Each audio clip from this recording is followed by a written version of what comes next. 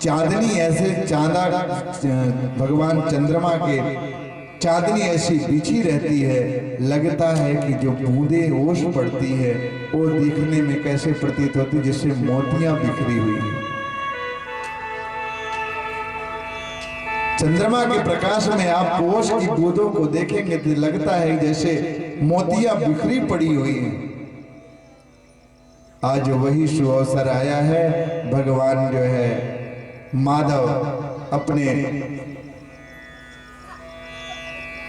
पास से एक बंसी बजा रहे हैं। और बंसी कौन है?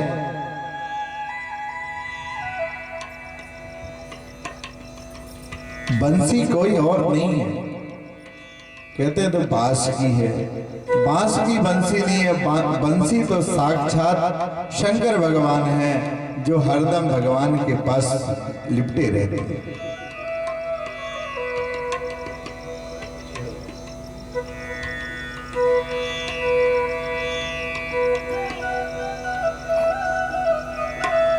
अब वही बंसी आज भगवान क्या कर रहे हैं? बजा रहे हैं।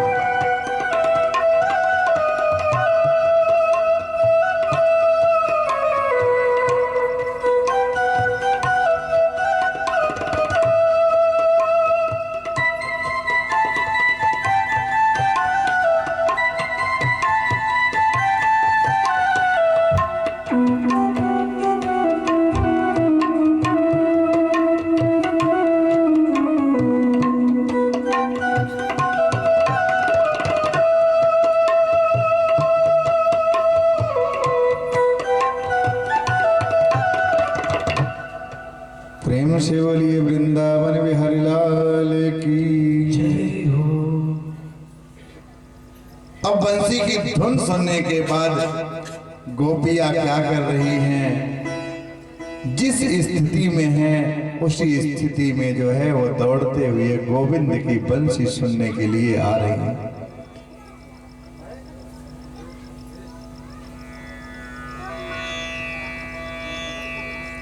जिस स्थिति में है उसी स्थिति में गोविंद की बंसी सुनने के लिए आ रहे हैं। आइए देखते हैं गोपियां किस स्थिति में हैं और किस स्थिति में होते हुए दौड़ते दौड़ते आ रहे हैं।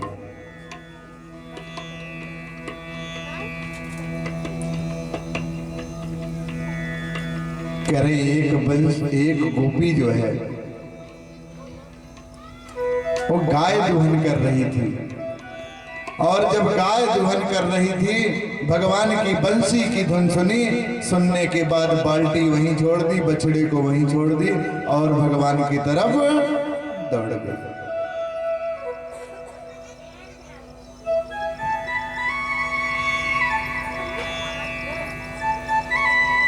एक गोपी जो है अपने एक आंख में काजल लगाई थी, दूसरे आंख में लगाने ही वाली थी, तुरंत छोड़ करके भगवान की बंसी को सुनने के बाद दौड़ती दौड़ती आई।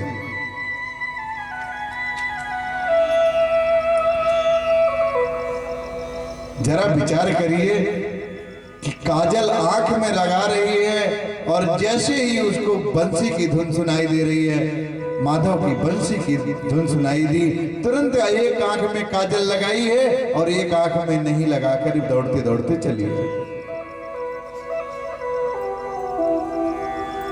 और एक गोपी क्या कर रही? लीपा पोती कर रही है। लीपा पोती जानते हैं आप लोग? सब जानते हैं।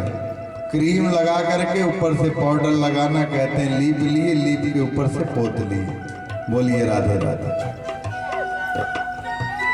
और लीपा पोती नीचे वाला जमीन वाली लीपा पोती नहीं, फेस वाली लीपा पोती, मुंह में लीपन किया जाता है। एक गोपी आधा लेपन की है और आधा मुख वैसे ही है, और कहीं पाउडर लगे, कहीं क्रीम लगी, कहीं श्रृंगार हुआ है, वैसे दौड़ते दौड़ते गोविंद के पास आकर पहुंच रही। कहते हैं, वर्णन करते हुए सुखदेव जी महाराज कह रहे हैं एक गोपी तो ऐसे बच्चे को दूध पिला रही थी, उसको भी छोड़ करके उसी अवस्था में दौड़ते दौड़ते चली आ रही। बोलिए राधे राधे।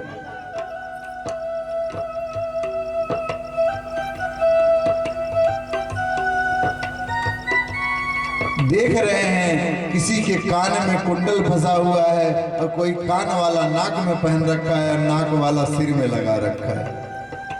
गोपियां बंसी सुनने के बाद ऐसे भाव विभोर हो गई और भाव विभोर होकर के भागते भागते गोविंद के पास चली गई।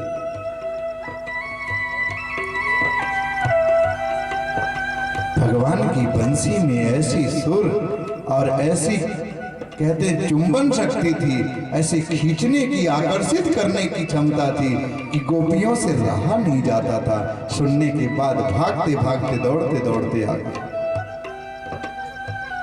न शरीर की शुद्ध है, न देह की शुद्ध है, न वस्त्र का शुद्ध है, कुछ भी शुद्ध नहीं, सिर्फ और सिर्फ गोविंद का शुद्ध है।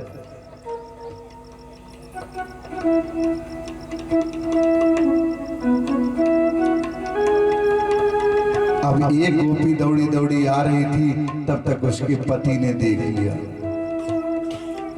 अब पति ने देख लिया तो पूछा कहां जा रही है। अब तो बात बिगड़ गई, अब कहां बताए कहां जा रही है। चुपचाप चली गई वापस और जाकर के अपने कमरे में बैठ करके आंख बंद करके भगवान का स्मरण कर रही है। तो जब आंख बंद किए तो भगवान साक्षात उसके सामने प्रकट हो गए और कहे, हे गोपी, तुझे आने की आवश्यकता नहीं, मैं तो यहीं पे खड़ा हूं। बोलिए राधे राधे। तो आज आप लोग भी सोचिए, ठाकुर जी साक्षात आपके सामने आकर के बंसी बजा रहे हैं और मन को मोहने वाले ठाकुर जी आपके सन्मुख आकर के खड़े हैं।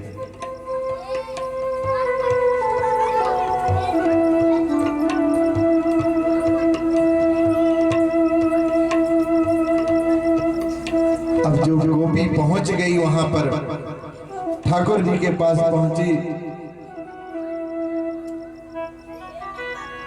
और पहुंचने के बाद सब जब ठाकुर जी के पास पहुंच गई तो ठाकुर जी क्या पूछ रहे हैं, कह रहे हैं ये बताओ किस लिए आई हो। अब सब गोपी मन में विचार करने लगी कि एक बार तो बुलाते हो और बुला के पूछते हो किस लिए आई।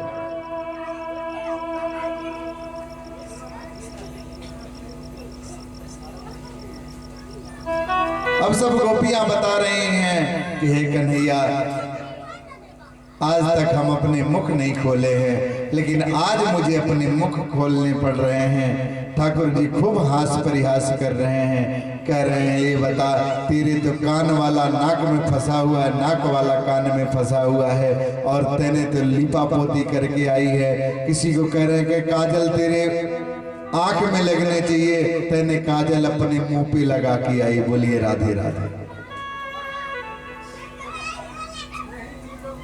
मतलब मुंह पे लगाने वाला चीज आंख में लगा हुआ, आंख में लगाने वाला चीज मुंह पे लगा हुआ। ये भी शुद्ध नहीं है कि कौन सी सामग्री कहां लगाना।